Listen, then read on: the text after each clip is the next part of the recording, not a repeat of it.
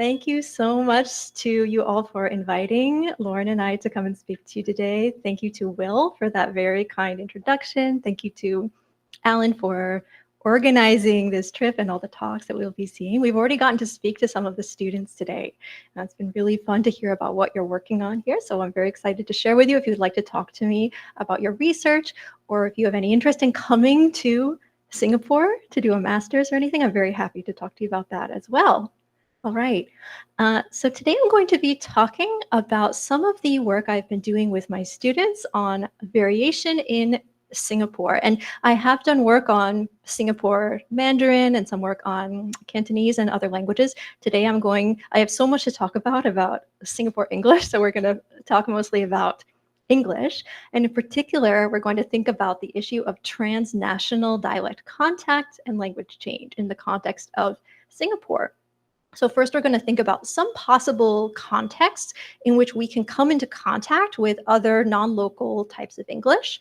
And I'll be talking in particular about the context of Singapore English and how students encounter different types of English in different contexts in schools, in local schools versus international schools.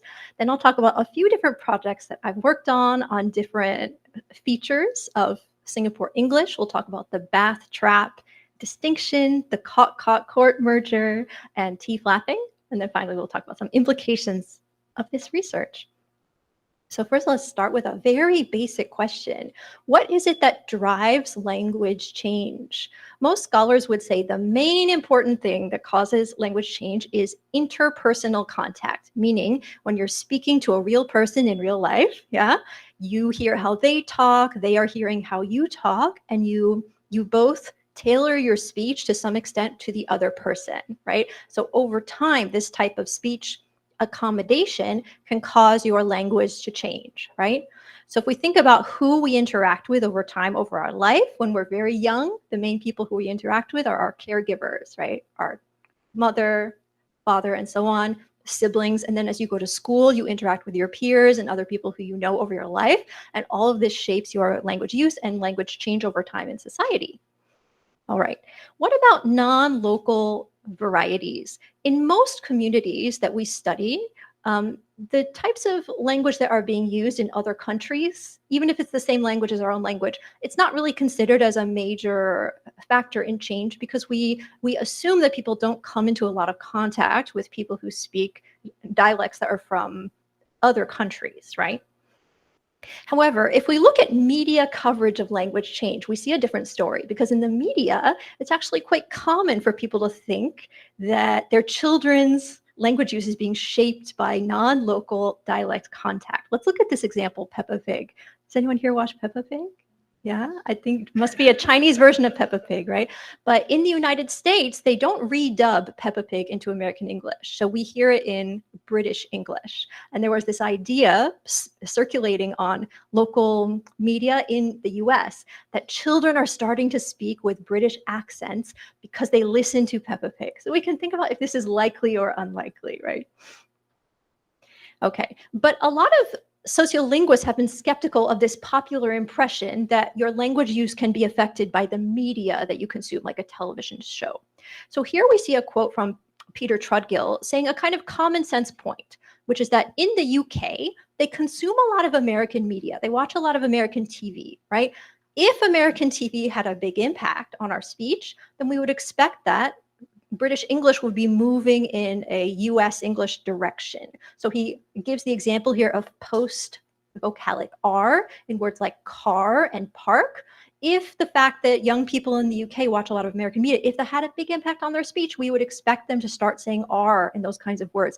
And instead, the reverse is happening, meaning the regions in the UK that still used post-vocalic R, that's starting to die off, and more young people are not using post-vocalic R in the UK than in the past, which is the opposite of what we would expect if media had a big impact on speech. So the overall view in the field has been media doesn't have as big an impact as the average person thinks on speech. So what are the reasons why media doesn't have a big impact on speech? Linguists have pointed to two key reasons. The first is exposure level. The idea is that for something like a phonological feature that has some complex rules about how it operates, you simply don't get enough exposure to really acquire the pattern that would be needed. So you do get that exposure in everyday life. You see people every day, you talk to them every day in real life, but by watching TV, you don't get quite enough exposure to acquire it in a native-like way. The other key reason is motivation, right? When we say that interpersonal exposure is the main cause of change, one aspect of that is motivation. You want to be perceived in a certain way by the person who you're talking to. The way that you talk has an impact on how that person views you, right? When you're watching TV, the people on TV don't care how you talk, right? It's not a two-way street, in other words, and that is supposed to be a really important thing. So there's a lack of motivation to change. Why would you shift your speech to what you see on TV or what you watch in a film or what you watch in a YouTube video? There's no motivation there. That's the claim. All right. That being said, some scholars have been working on the potential impact of media on speech. And if we look at how communications research views consumption of media, they say, well, it's true that there's no real interpersonal interaction, but that's not to say it's completely a non-social activity, because you have something called parasocial interaction. Has anyone heard that term before? Parasocial means it's kind of like you have a social connection to that person. So let's say you watch a TV drama and your idol is on the TV drama and you really love that person and you support that person, right? It's true you don't really know them, but nonetheless, you have an emotional connection to that person. So that's what they mean by it's not really fair to say that we are not affected at all by who we see on TV and things like this. Okay. So work by Stuart Smith and colleagues has found that it is the case that when people watch TV and when they have a high level of engagement with the TV that they watch, like they really like it, they're very intensely interested in it, they're very engaged, that can have some effect on people's speech. Not a big effect, but some effect. So what other kinds of impacts can watching media have on our language use? So not just directly on our language use, but maybe indirectly. So when we watch a particular dialect or variety on TV, we become more familiar with it, right? We can understand it better. Let me give one example. I think maybe none of you have personally ever met a Scottish person. Yeah. Someone from Scotland, but maybe on TV or in a film, you've seen a Scottish English, right? Most people in America have never personally met a Scottish person. Nonetheless, we know what a Scottish English sounds like, and we can understand it reasonably well because of that media exposure that we've had, right? So it can improve our knowledge of a dialect and how well we can understand it. It can also make us feel, it can improve our personal attitudes towards it, or not necessarily improve, but it can make us attach certain social meanings to certain styles. So for example, if we hear Cockney English, which is a working class dialect, if we hear it on TV being used by gangsters and bad guys, then we come to say, oh, okay, now I understand. That's like a bad guy accent, right? So we come to learn about what these different dialects mean through media exposure, right? Another issue is different features work differently, right? In terms of media exposure, can you pick up some things from media? Of course you can. You can pick up slang terms and other vocabulary pretty easily. We can all think of examples of slang terms that we've learned from media, not from real life, right? So there's a lot of unknowns here about what kinds of things can we pick up, what kinds of things are simple to pick up when you hear them once or twice, and what kinds of things are more complicated. All right, so that was all about media. What about mobility? Can people moving around cause language change? Definitely, right? In fact, mobility is one of the major drivers of change. You have large groups of people moving from one place to another. You have the French invading England, that's what that's a picture of, and you have a big impact of French on English, right? So for that reason, languages can come into contact, dialects can come into contact due to mobility, right? What about short-term mobility? What do I mean by that? I mean going on vacation, traveling to some place for a few days or a few weeks. So from the perspective of someone in the US or the UK, we would say, okay, if you go somewhere else for a few weeks, that's not going to have a long-term impact on your speech. When you come back, you're not going to still have that accent, right? That's not possible, right? But now let's start thinking about how those answers might be different in different parts of the world. because most of the prior work that has been done on the impact of media consumption and the impact of travel have been done in the US and the UK. So these are native English speaking places. Have you learned about the circles of English model, maybe? So these are the inner circle, meaning people are native English speakers and they are norm providing, meaning other people try to learn the types of Englishes that they speak there in the US and UK. But what if we move to the outer circle? These are post-colonial settings, like Singapore, as we'll see. Is the situation with media and travel the same in the outer circle, or is it different? So why might it be different? In a place like the UK and US, people consider themselves to be a native speaker of English, right? So motivation to adopt things they see in the media or things they encounter when they travel, there's no motivation there, generally speaking, right? You're saying, I'm already a standard US English speaker, why would I change my accent, right? However, if you're from somewhere like Singapore, the answer might be different. Yeah. So this leads us to the problem of the issue of exposure and motivation are conflated in this prior research, right? Is exposure via media sources, is it really too limited to acquire features, or is it just a motivation issue? So to clarify this, we're going to be looking at other types of communities outside the US and UK. All right, so if we look at the view from World English's research, we see that their attitudes about media exposure are quite different from what we see in mainstream variationist work. And in fact, people often point to media exposure as the reason for certain changes happening in these other types of English. Also, if we look at popular discourse in these places, we see it's a very common idea that if someone goes on vacation for a short amount of time and they come back, they will often keep using the accent of the place where they were before. So we can see this ideology. This is a comedy sketch from Malaysia, which is also a English-speaking country next to Singapore. Oh boy. So let's just take a look at what they have to say about people having different accents after they come back from vacation. How long were you away again? A year? Few months? Don't be silly. Just 4 Weeks. days. So how was it, man? What happened? Beautiful holiday. Delicious food. It was brilliant. I brought back with me so many brilliant memories. Yeah, that's not the only thing you brought back.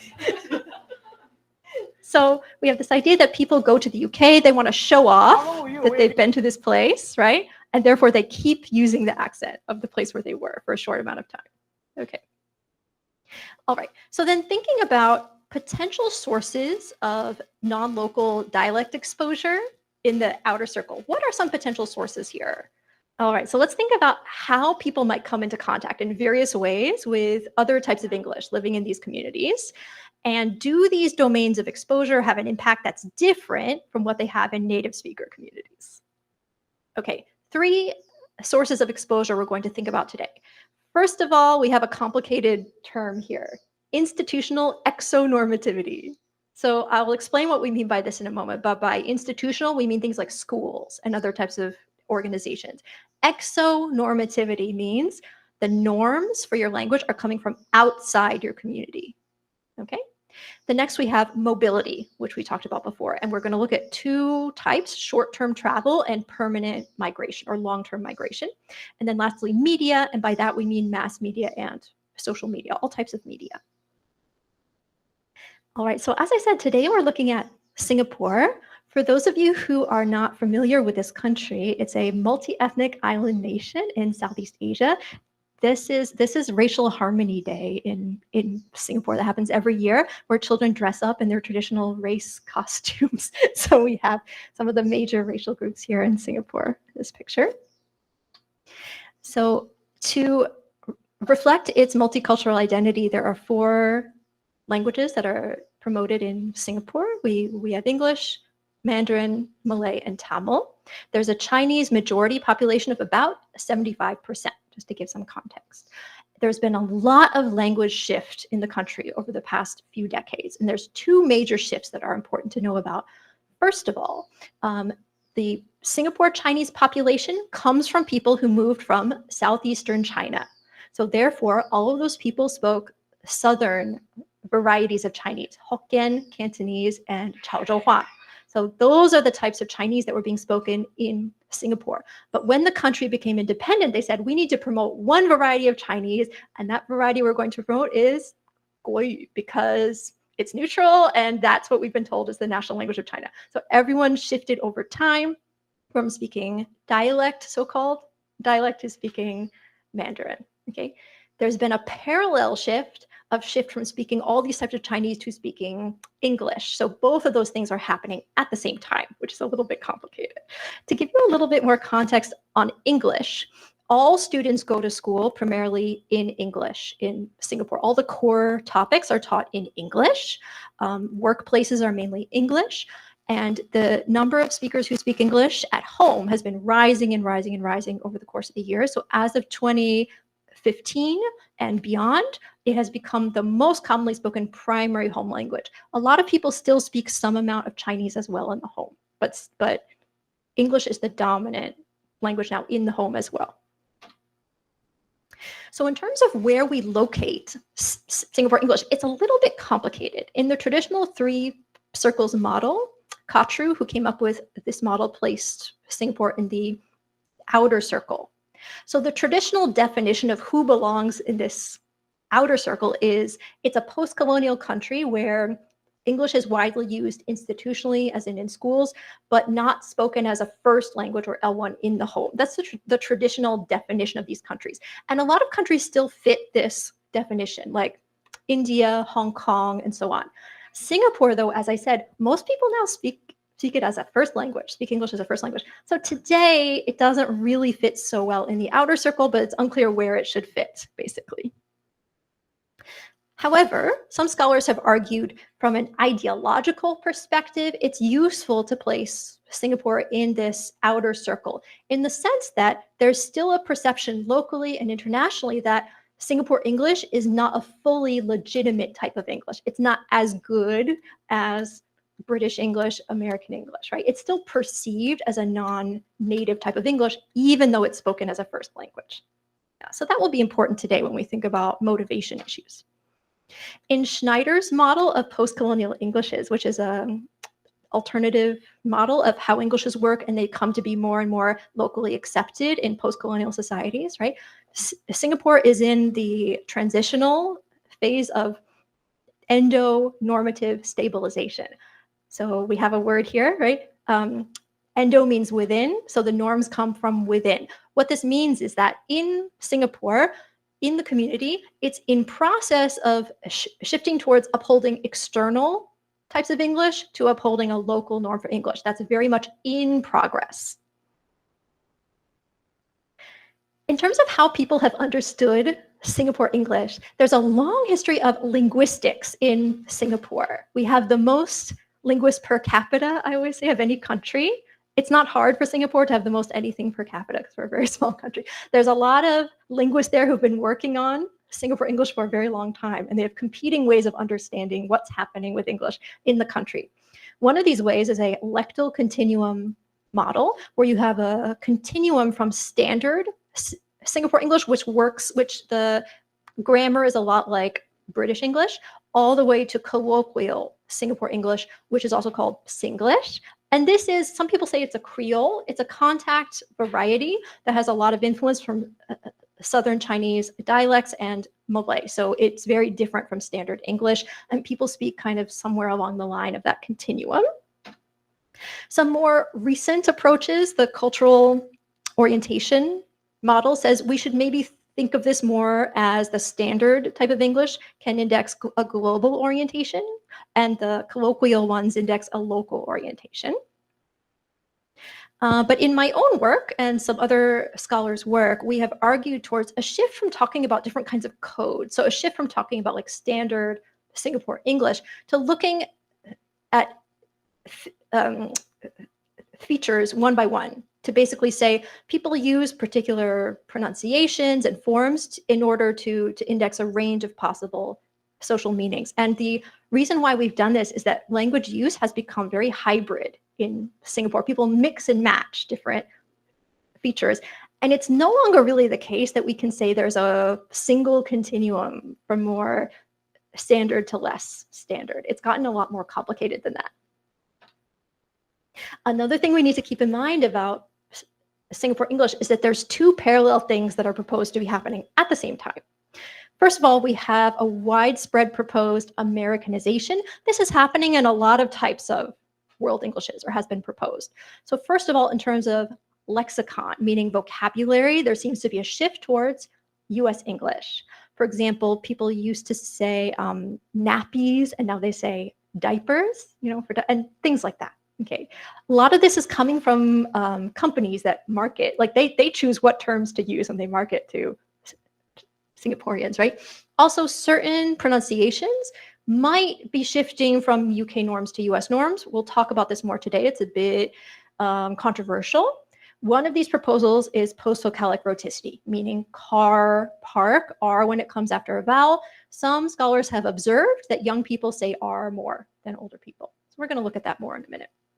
And this other shift we already talked about, rising acceptance of local norms for English. So those two things are happening at once, and in a way, they don't agree with each other, right? So in one way, US English is becoming more prominent, and in another sense, Singapore English is becoming more prominent. Both of those things kind of happening at the same time.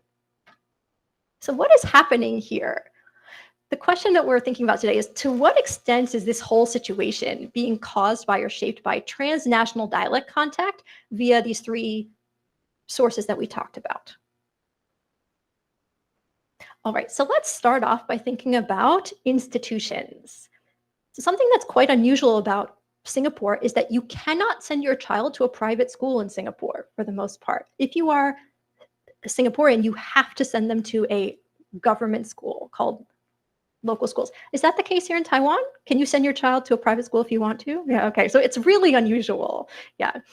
But the exception is if you're not Singaporean, but you live in Singapore. So these would be called expat kids. You guys use that term here too. So these are children of foreigners who are working in the country, and they send their kids, they have a choice to send them to the local school or to an international school. Okay, the local school system, as I said, teaches in English. Nominally, supposedly, it's promoting British English. It's kind of complicated, right? It's kind of complicated. All of the English teachers are local people, Singaporean. So you have Singaporeans, but theoretically they're promoting British English. The exam they take at the end of their school is the A levels, which is done by Cambridge. So it's a British exam. The government historically has been very concerned about Singlish. They think it's a bad influence on the country. And they were so concerned about it that they started the Speak Good English movement, which has all sorts of various things going on. So historically, they've been really worried about the impact of Singlish on how it will make the country look, because Singapore is a very small place, and in order to do well, they need foreign investment, and they need people to come in and work in Singapore. So they get nervous that if we speak bad English, it will make us look bad, it'll make us look undeveloped, uneducated, etc. Yeah, this position is starting to change very interestingly just over the last few years. The government has increasingly started to see that Singlish can be used as a commodity for tourism and for nation building. So now for the first time, you see the government promoting Singlish terms on t-shirts. You can buy fridge magnets, you can buy postcards with Singlish on it. It's like, oh, this is a thing we can use to promote our country for the first time. All right, so as I said, there's a couple different school options. When you have expatriate kids, they can go to local school, and when they're in local school, that most of their classmates are local Singaporeans, or they might go to international school. If they go to international school, they don't meet any Singaporeans because those students are not allowed in international school. So I was interested in what kind of impact does your school type have on your impressions of different types of English, on your speech, on all sorts of things. So I've done a few projects on this. Let's look at one project that I did where the students rate the likely job of people with different types of English. And here I'm just going to highlight one particular thing that we found. All right. So here we have a rating for how likely is it that this speaker teaches English. Okay, so higher bar means yes, this person is probably an English teacher. Okay, in the blue bar, the talker who they heard is Australian. And in the green bar, they are Singaporean. Okay, first let's just look at the overall trend. What do we see the overall trend is? The Australian is much more likely to be a teacher than the Singaporean, right? Now here in the three groups, we have kids who go to different types of schools and what they think, okay? These are Singaporeans who go to local school, expat kids who go to local school, and expat kids who go to international school. As I mentioned, all the English teachers in local school are Singaporean. The kids who go to local school have never met an Australian English teacher in their life. But what do we see here? Even the Singaporeans in local school think it's much more likely that the Australian is an English teacher, and only about half of them think that the Singaporean is an English teacher. And we see actually there's not that big a difference depending on school type here, which is quite surprising. We do see a small effect, like this is smaller than this, right? So we do see that the expats who go to local school have an even stronger impression that the Australian is an English teacher and the international kids the same. Yeah. So we see there's an ideology that Australian English is somehow a more prestigious form of English than a Singapore English, even if the student has never personally experienced having an Australian English teacher. All right, some other things that we found, we also looked at production, at speech patterns, and in particular, we were looking at TD deletion. So this is in words that end in a T or D sound, like want. In Singapore English, it has a very high rate of cutting out that T or D, so saying wan instead of want, okay? So what we found is that the students here, if I go back, you see you have about half and half students who think that the Singapore speaker could be an English teacher and about half who think, no, that person is not an English teacher. And the students' rating here actually helps predict their speech. So the students who thought that Singapore English speakers would be English teachers, they use higher rates of TD deletion in their own speech, meaning they're more highly oriented towards Singapore English as a standard form of English, and they're more likely to use those features in their own speech, right? What we also saw is that the expat kids, this group of expat kids here, we were very interested in. These are kids who were born maybe in the United States or in Australia, and their parents are from there as well, but they moved to Singapore, they go to local school. So they've spent all their life since age 7 or maybe younger in school with mostly Singaporeans. And what we found is they don't acquire Singapore English. They don't do it. And so we looked at their speech, and we also talked to them about what's going on in school and things. And what we found is that in the class, the teacher will hold up that student as a model for the other students. And they'll be like, this is how you should talk, like an Australian. And so students got the message that the way that their parents speak, the way they speak is great, and they shouldn't change it to Singapore English, which is very different from what you'll find in other countries, right? If you look at other countries, if you look at Indian children who move to America or anything like that, and they go to local school, they will sound American by the end of their schooling. And that's not what's happening in Singapore. All right, so key points for institutional exonormativity. Despite shifting attitudes, as we saw, there's still a strong impact of this type of the upholding of external norms on students. So we see that the expat kids are not adopting local features, and we can see that to some extent these inner circle Englishes are still being valorized. People still think that they are superior to local English. All right, so looking at mobility then, Singapore is a place with a lot of migrant workers. Since the 90s, this has been the case where there's been a labor shortage. So all across the spectrum of salary, workers have been brought in. So about half of low-skilled workers and about a fifth of high-skilled workers are coming from other countries now in Singapore. And there's a lot of contact between these local people and foreign workers. So about half of young Singaporeans say that they have a close friend of a different nationality. So there's a lot of contact with local people. Something crucial here, a lot of these newcomers are coming from China, South Asia, and the Malay region. What that means is that ethnically, they are the same as Singapore's historical population. So what that means is that speaking Singapore English is a really crucial way that locals separate themselves from newcomers. And so there's an increasing significance of local versus non-local identity and less importance placed on race, because you are the same race as these newcomers, but you're not the same nationality. Another thing about mobility, short-term travel. Singaporeans love to travel abroad. I think this is an amazing statistic. 95% of Singaporeans went overseas recently, and they go overseas a lot. Like the average Singaporean last year took an average of over 4 trips overseas. They spend a lot of time overseas. It's not hard. You drive for half an hour and you're overseas already. That's why they go overseas so much. Also, they often work and study abroad in other places like Australia. So a lot of people are spending time abroad. So what role does mobility play in Singapore English? As we saw with that clip, that comedy clip, right? There's a popular perception that people who go overseas and they come back, they persist in using non-local features. So we have a quote here from one of the kids who we interviewed. We can see what he has to say about his friend.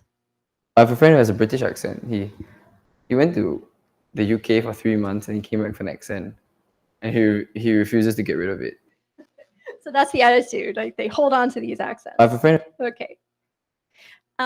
So in this work that we did looking at perception, what we found is that children are very good now at identifying non-local accents. They can identify Australian English and so on with huge accuracy, almost at 100% accuracy by age 8. They all know what other types of accents sound like. There was an older study that was done in like 1990 that found they didn't know any of this. So there's been a huge rise in awareness of other non-local accents.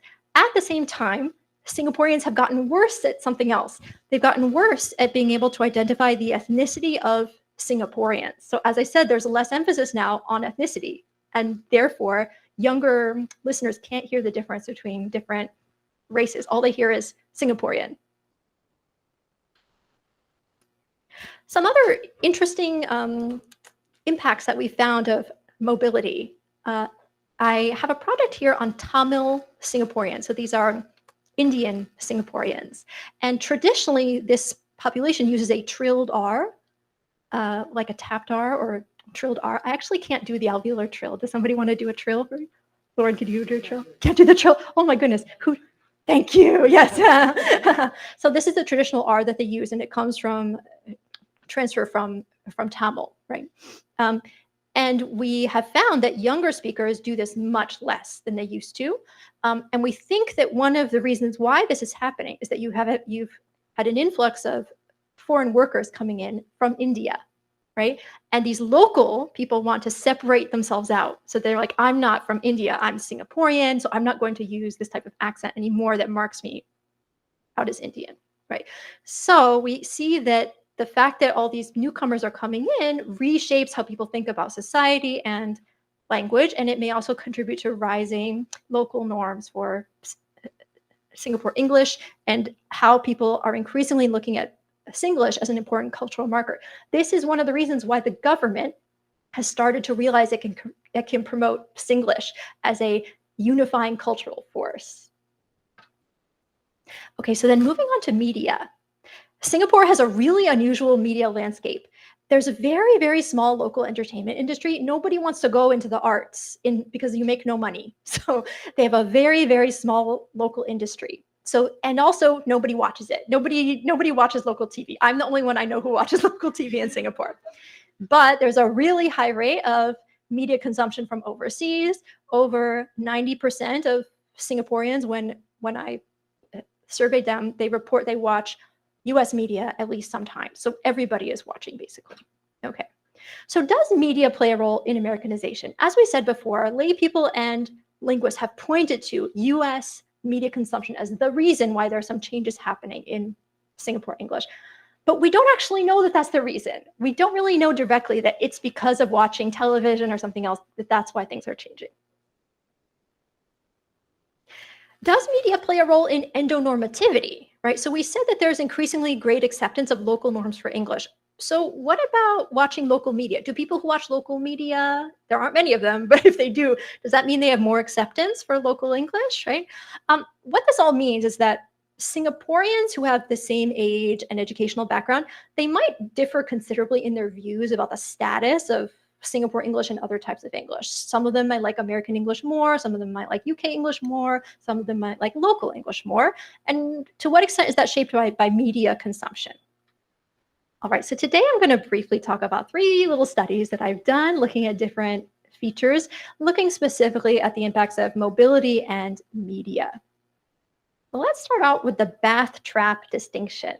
Okay, so Singapore English came to Singapore starting in 1819 when the British colonized this area as a port. Okay, so at that point in Southern British English, there was a bath trap split where words like bath, moss, path, those are pronounced with an ah, hoff, graph. Have you all heard this before? In the United States, which was colonized much earlier, that split hadn't happened yet. So in the US, we say bath trap, we say those all with ah sounds. Okay, so traditionally, Singapore English has this bath trap split. So the question is this changing? So first of all, do media consumption and travel experience shape Singaporeans' own pronunciation of these bath and trap words?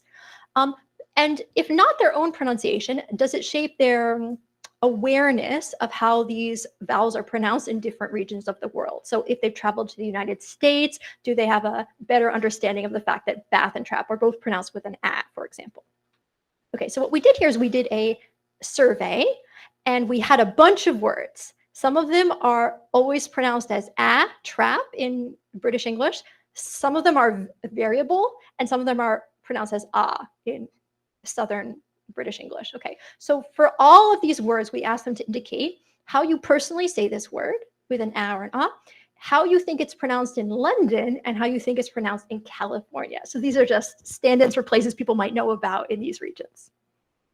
Okay, so then we also collected information from these respondents about how often they watch US and UK media and whether they've been overseas and for how long. All right, so this is a little bit small, so let me just show you what we're talking about here. Okay, so the longer the bars here, the more ah we have. Okay, these are all the words and they're split up into 3 groups that I mentioned before. These are trap words like trap and hand. You can see the bars are all long, right? That means people pronounce those with an a. Yeah?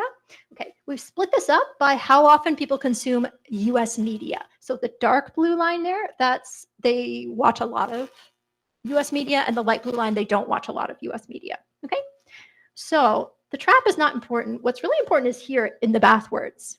So first of all, if we look at these bars overall, we can say this is still looking pretty British, right? Mostly people are saying ah for the bath words and ah for the trap words. So pretty British, but you do see a gap here consistently where people who watch more US media are more likely to say they pronounce these words with an a in a more US English style. There's a small effect, and this is a significant effect. So media consumption, people who watch more US media are more likely to say they say a for bath. There's no significant impacts of travel or UK media consumption for this. So actually media is seems to be the most important thing here. Okay.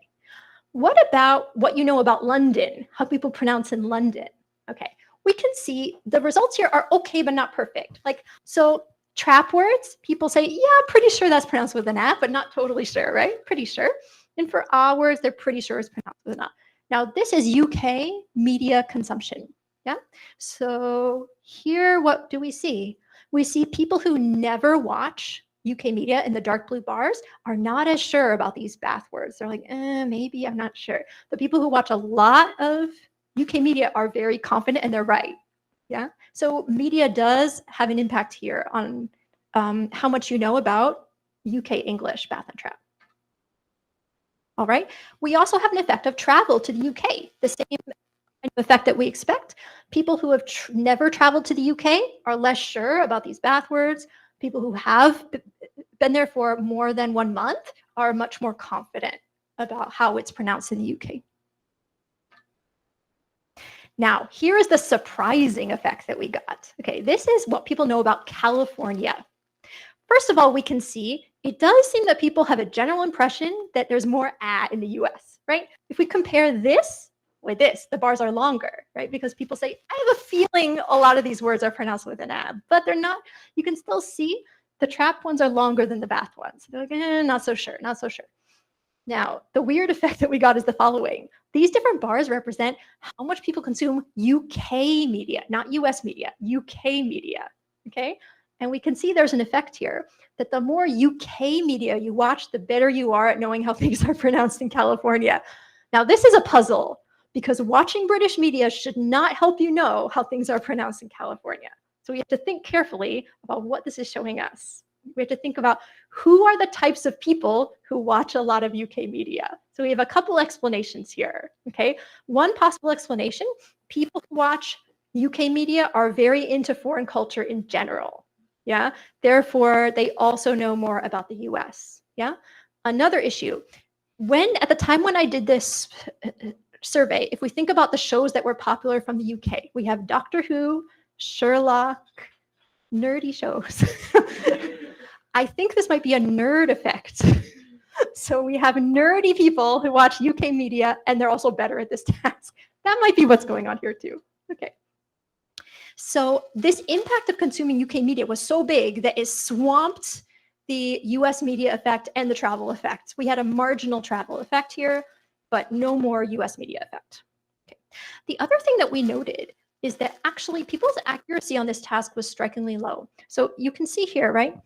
People have a general idea that there's more but they don't know that there's a merger. So their answer to all of these items should have been They should have known, oh, of course, in the US, they say everything But instead what we found is almost all respondents thought, I think some of these words are I think maybe graph, maybe class, maybe they say with an So what we found is that 92% of respondents watch US media, but only 12.4% knew that there's a bath trap merger in US English. That was very surprising to me. I thought most people would know because they watch so much US media. Right? Okay, so key findings, what we found here. Significant effects for US media consumption on your own personal pronunciation.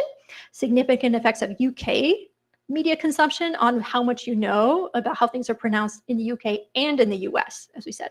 Travel to the UK predicts how much you know about the UK pronunciation. Travel to US and Canada marginally predicts how much you know about US pronunciation. Okay, we also see in general, as we talked about, those who consume a lot of UK media seem to know more about other types of English, right? This could be a nerd effect, it could be other things, but it shows us that it's complicated to have a causal story here. It correlates, but of course, just watching UK media does not cause you to know more about California. Definitely not. So we can see how there's some complications here. All right. Overall, we saw Singaporeans still say for both words for the most part. That's quite important. What it means, there's no wholesale adoption of US English norms in this case. So it's not the case that Singaporeans are suddenly speaking like Americans. That's not happening here. Why is it not happening? Singapore English already has a lot of vowel mergers. For example, it has a bat-bet merger.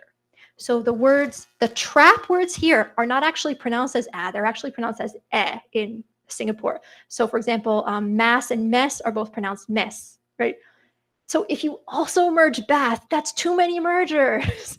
Then you're merging everything together. You need to maintain some vowels in your language. So that might be one reason why they're not particularly interested in merging bath and trap.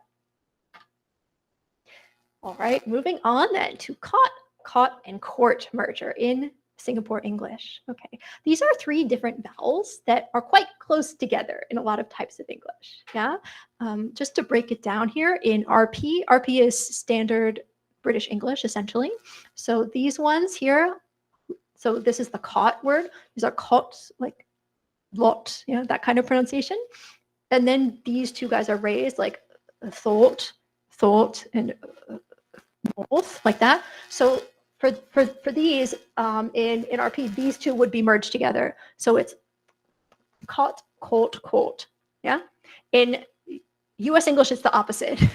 So in the US, some people merge these, some people don't. So here, that's why I say caught, court. You hear how I say it? So this sounds the same. Caught. I have a near merge almost. I can say them different. Caught, court. Okay, almost the same. But importantly, this is really different. Court. This one is caught. This one is court because we have an R here, right? Very different.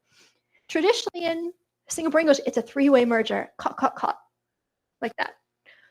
So we can see there's 3 options for what you can do here. Makes things a little bit complicated.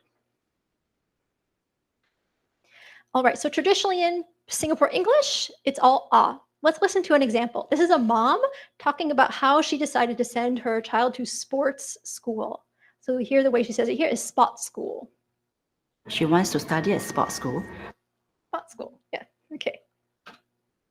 So that's how the average Singaporean speaks. However, traditionally in media, you get a more acrolectal style or formal style where they adopt a more Britishy pattern. So they say court for the court words, right? So often we say they're raised and lengthened as an RP, British English. Let's look at an example of this. These are 2 speakers who use this kind of style. This is a journalist talking to an MP. He's looking for a new team to take Singapore forward. So I'm just wondering, what do you and the other new MPs have in common to do just that for Singapore? Well, I think that there are quite a few of us who are in our 40s. 40s, Singapore. So if in colloquial Singapore English, this would be Singapore, but it's Singapore here. It's higher. Yeah. Then you have a third thing that's going on. People who are in more entertainment style media use something that my students and I call a mid-Pacific accent, which is an accent that is vaguely Americanized. And we can hear this is Jean Denker. She doesn't have a Chinese-looking name, but she's a Singaporean. She's Eurasian, that's why she has this name. And we can hear she sounds very American in the way she talks. And you'll hear she says, of course, in an American style. And my 3 favorite female artist songs, of course, can also be heard on Class 85. Yeah, very American sounding. Okay. Finally, we have a very interesting hybrid thing going on. This, you might have seen this video. This is the Singapore Airlines safety video from 2017. This is something that reflects rising endonormativity, because a few years ago, you never would have seen this. Singapore Airlines is a very prestigious, considered to be like the flagship brand of Singapore. In the past, they would have had a very posh style accent. But here you see this speaker here is using a mix of local features and hybrid. So she says important, and then she says Singapore with an R in a more American style. As we bring you through this important safety briefing and on a journey through Singapore. Yeah, so when I saw this video, I was like, whoa, she sounds way more colloquial than would ever have been allowed in a video like this in the past. I was really surprised to see that. Okay, so what's happening here? Is there a shift happening here? We have some rival external prestige norms, US versus UK, that are fighting with each other, and you have the local norm as well. So there's more than one potential way to pronounce these words in a way that might read as being prestigious in Singapore. Yeah, and what we might see is that younger, educated Singaporeans might be using the traditional pronunciation in places where older educated people never would have used it. This is our hypothesis going in. Okay, so here we did a study of Singaporean Chinese female speakers who were all relatively well educated for their age group. What this means is that university education has gotten much more common among young people. So all the young people had university education, but among these older people, not all of them do, because that's not as typical of the older generation. Okay, and we collected various contexts. We collected a word list where they have very careful speech with minimal pairs. So, for example, caught versus court. And then we collected a more casual interview and a couple different contexts. Let's listen to some word list examples. So here we have caught, court, coat. Okay, this is how a 40-year-old says these words. Say caught for me. Say caught for me. Say caught for me. Say coat for me. So this is a British style. Yeah, so she says caught and then caught, coat. She goes up for these. Let's listen to the young speaker. Say caught for me. Say caught for me. Say caught for me. Say coat for me. So these are the same, first of all. She merges these now. And for court, she's doing something that's not either of those 3 norms. She's saying cart. She doesn't say court, she says cart. So she's using the low vowel plus postvocalic R. Already this shows us whatever young people are doing, it's not adopting one of these 3 varieties. It's something different. Okay. So let's look first at postvocalic R. So this is just the darkness of these bars represents how often people are saying post-vocalic R in words like court, how often they're saying the R. This is the young group, this is the middle group, this is the older group. Right away we see, look at this. Young people are using way more post-vocalic R. There's nobody in these older groups who uses mostly post-vocalic R, right? However, when we break it down by style, by context, things look much more complicated than we thought, okay? Again, these are the age groups, but now we've broken it down by the context. In the blue, we have the minimal pair word list as in caught versus court, what we just heard, okay? Then in the red, we have a reading passage, and in the green, we have spontaneous speech. As we can see, while it is the case that post-vocalic R is going way up in the word list, that's not happening in other styles. In fact, in colloquial speech, the young people are using less post-vocalic R than the older people, right? So what's happening? So evidently there's a change where young people now think it's correct to say the R, but whether that's translating into their colloquial speech is another story, right? That doesn't necessarily seem to be happening here. So already things are looking surprising, more complicated. This is just a brief little thing about where the vowels are. This is in the word list. So this is the most careful speech. If you don't know how to read a vowel plot, it's okay. Here we have in the red, we've got the younger people and etc. Okay, so what we see is that the older people look British, as we heard. So their lot is over here, and then their thought and quote are up here in a British style. Okay, but the young people, their lot and quote are all the way down here, sounding more Singaporean, basically, in the most careful speech style. Okay, so yes, there is a shift happening here among the younger speakers. Yeah, there's increasing use of the Singapore English style caught in careful speech. That's definitely seeming to happen. Yeah, there's also an increase in post-vocalic R just in careful speech, but it's being paired with a Singapore English vowel like cart, like that, which is, if people were trying to sound American, that is not what they would be doing. Yeah, because that vowel and the R are very closely connected in perception. If you're trying to sound American, you say court. You wouldn't say cart, right, for court. Okay, by the way, no impact of media consumption and overseas travel on what's going on here. Okay, so we have a problematization of the account that R is happening because of American media consumption, or that it's even happening in casual speech. We have a problematization that this is an Americanization. It might be something else. It might just be that the R is written in the language, so people are seeing it and saying it. It might have nothing to do with America whatsoever. Yeah. Okay, that was a production study. What about in perception? We were interested in how young Singaporeans perceive various realizations of court vowel in media context. Is their evaluation shaped by their own media consumption habits and travel habits? So what we did here is we had a newsreader task. We had participants rate newsreader auditions. So they read some fake news text, and we spliced in different pronunciations of these court type words. So we had 3 styles. One of them is caught, one of them is court, and one of them is court. So for example, if we had the word report, so report, report, report, 3 styles, right? We had 2 possible tokens of these vowels. So therefore we had 6 versions of each of these scripts. So one is like 100% of one, and then there's some that are half and half. Like one token is Singapore and one token is UK style, and so on. Okay, so each participant only heard 1 accent per speaker then. Okay, so these are all young participants who are listening to these sound clips. Okay, something I really want to highlight that really surprised me is this.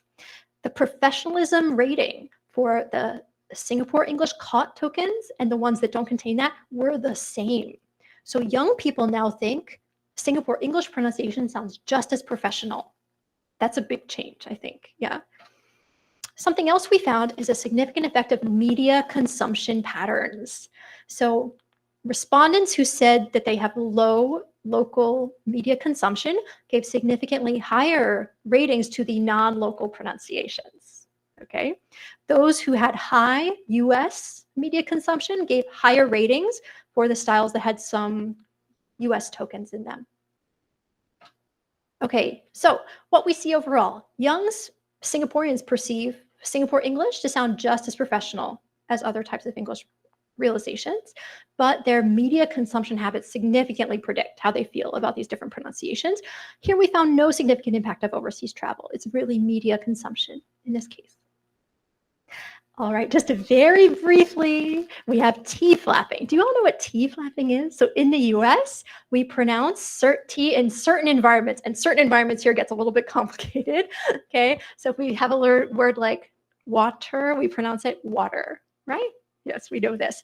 So this doesn't actually only occur in US English. There's been some work on Australian English, New Zealand English, where it also occurs. Some types of British English have this to a limited extent as well, which is surprising.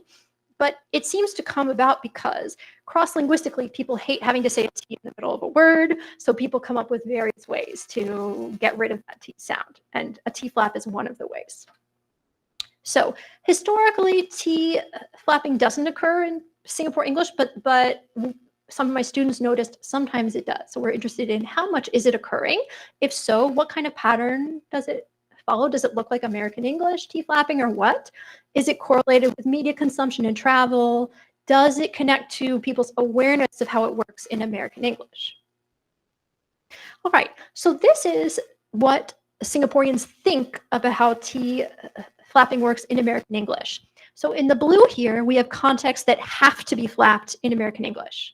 In the red, we have optional, and in the green, we have they can't be flapped in American English. This is presented in a kind of complicated way, but if the bar is above this line, it means yes, they think that it's flapped. Yeah, and the higher it is, the more they think that it's flapped. So overall, we see they're not totally sure, but they have an idea, right? All of the environments where T has to be flapped are above that line. They do think that's probably flapped, but you'll notice some they're much more confident than others. Okay, so they know it, but they're not perfect. So we actually looked at how accurate they were, and we found that on a scale of 1, where 1 is totally accurate, right? 0 is not, they're at 0.7. So, you know, they kind of know, but kind of don't know. All right. We also found that there's an effect here of US media consumption. Yeah, so the more they watch US media, the more they know how T flapping works in US English. What about self-use? This is the red line. So what do we see right away? Not much use going on, right? Not much use. However, there's some going on. So these words are 80 and 40. So these are number words. We call them decade words because they're rounded off to the tens, okay? So you do see actually about half use of flapping in those cases, but not so much for other words. Okay, so what predicts personal use of T flapping? There's significant effects of having visited the US or if you often interact with people from the US. So that's a factor we didn't look at in these earlier studies because there's lots of Americans in Singapore like me. So if you interact a lot with those people, that also has an effect. Media consumption did not predict this. And how much you knew about American English didn't predict this either, which is very important. It's not the case that people who know more about T flapping in American English, it's not the case that they use it more when they speak. Then we broke down in the production study, we broke down in what words are people actually using T flapping. We found this effect here. So these are compound decades, which means when you say the whole year, like 1984, right? We find more than half of the uses there are flapped. But in other contexts, it's very rare. That's not how this looks in American English at all. In American English, we don't prefer saying the numbers as flat. That's not a thing. So this is a very unique sort of pattern. Okay, so crucially, T flapping is happening to a limited extent in Singapore English. It's very lexically specific for numbers, right? In a way that American English doesn't do. Yeah. What they think about T flapping in American English is not connected to whether they use it. So it's unclear that this is a result of copying American English. This might just be its own thing that's happening again. All right, so some overall conclusions for what we've seen. Our first question, does institutional exonormativity play a role in Singapore English? Definitely, right? Back to when we were looking at Australian English versus Singapore English for English teacher, we saw that big effect, right? There's continuing valorization of external Englishes in the school system, and that does have an impact on speakers, right? Is consumption of US media leading to widespread Americanization of Singapore English? It doesn't look like it, not for pronunciation anyway. We see a limited effect on certain features, but very limited. However, we see a larger effect on attitudes and awareness for certain features. Does rising endonormativity interact with media consumption? Yes. We see that Singaporeans who don't consume a lot of local media prefer US and UK variants. Crucially, though, this is not necessarily a causal situation, right? If you think about it, if you're really into Singapore and you speak a lot of Singapore English, then of course you watch more local media, right? So this could come from some kind of underlying orientation towards local culture and local language. Now, do people who travel overseas know more about non-local variants? For certain cases, we did find this. For certain ones, we didn't. Do Singaporeans who travel overseas, do they pick up variants and come back with it? It doesn't seem like it. We don't know where this impression comes from. It doesn't seem like that's the case. What about migration? Is migration into Singapore causing shifts in Singapore English?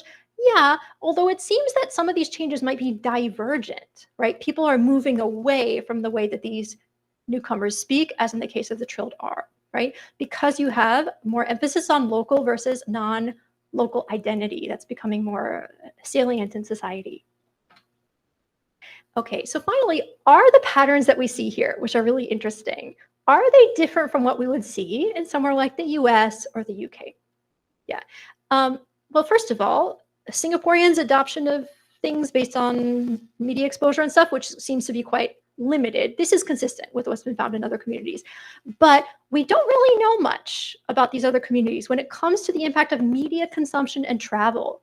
Nobody has studied, like for Americans, nobody has studied if you've traveled abroad, does that change how much you know about other types of English? No one studied these questions at all in other communities. So the fact is we just don't know if this is different or not.